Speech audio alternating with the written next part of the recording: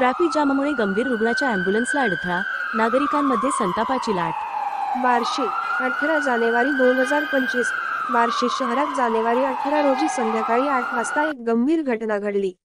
पांडे चौक ते जुने police station या मार्गावर दहीहंडी कॅन्टीनच्या समोर पार्क केलेल्या गाड्यांमुळे एक अँब्युलन्स ट्रॅफिक जाममध्ये अडकली।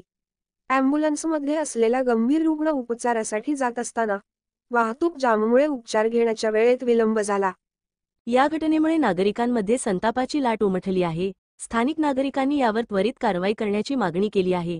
काही दिवसांपासून कॅन्टीन समोर गाड्या अस्ताव्यस्त लावल्या जात असल्याची तक्रारी नागरिकांकडून प्राप्त होत आहेत, परंतु या घटनेनंतर त्यावर कठोर उपाययोजना घेण्याची आवश्यकता अधोरेखित झाली आहे।